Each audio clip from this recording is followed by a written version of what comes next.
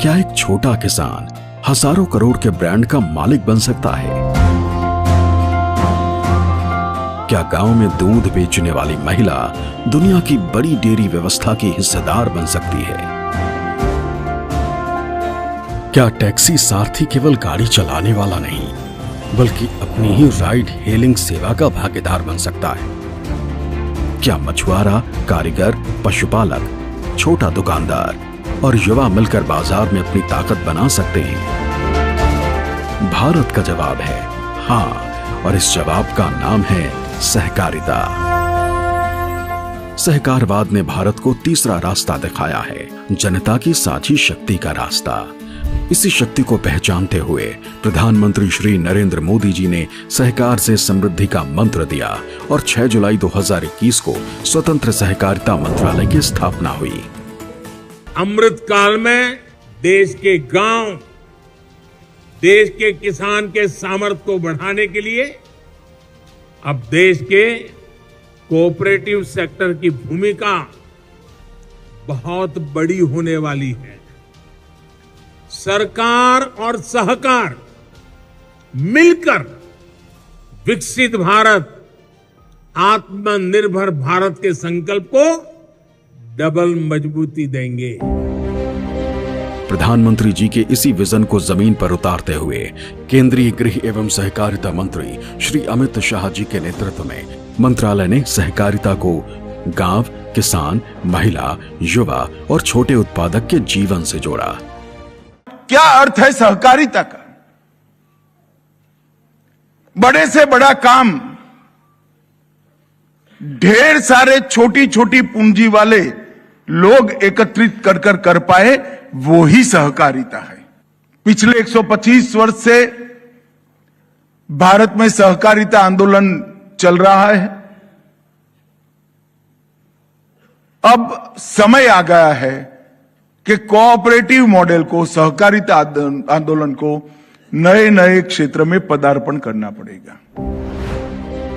जब मंत्रालय बना तब देश में 8 लाख से अधिक सहकारी संस्थाएं, 30 करोड़ से अधिक सदस्य और 30 से अधिक क्षेत्रों में सहकारिता की उपस्थिति थी। लेकिन कई संस्थाएं सीमित स्तर पर कार्य करती थी। कई पैक्स केवल ऋण तक सीमित थी। तकनीक और पारदर्शिता की कमी थी। पिछले 5 वर्षों में बदलाव की मजबूत शुरुआत हुई। देश में पहली बार राष्ट्रीय सहकारी डेटाबेस बना। अब नीति अनुमान से नहीं, डेटा से बन रही है। पैक्स, गांव के सबसे महत्वपूर्ण सहकारी इकाई को नई पहचान मिली। मॉडल उपविधियों ने पैक्स को 25 से अधिक कामों के लिए सक्षम बनाया। अब पैक्स गांव का बहुउद्देशीय सेवा केंद्र बन रही है।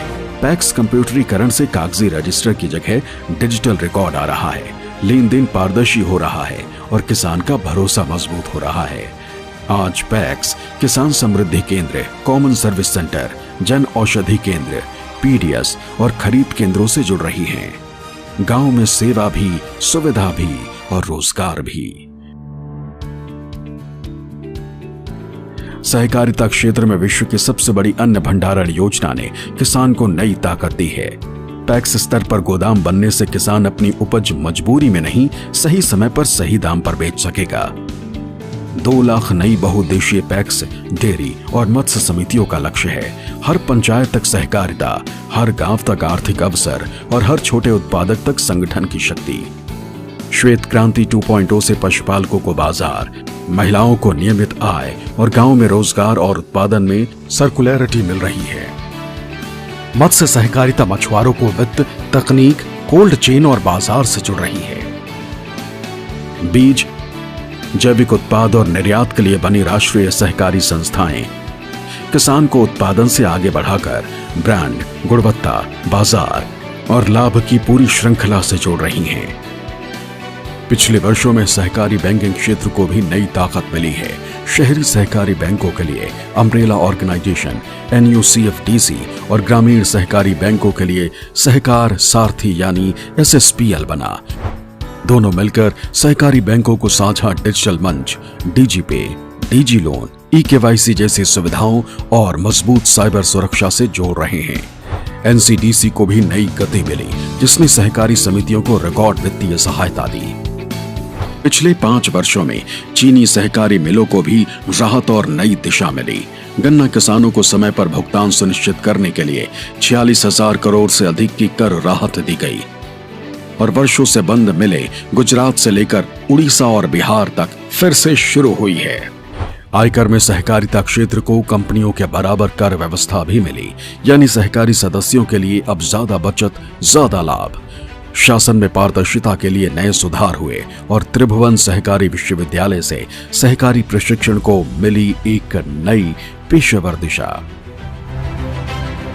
राष्ट्रीय सहकारिता नीति 2025 भविष्य का रोड मैप है।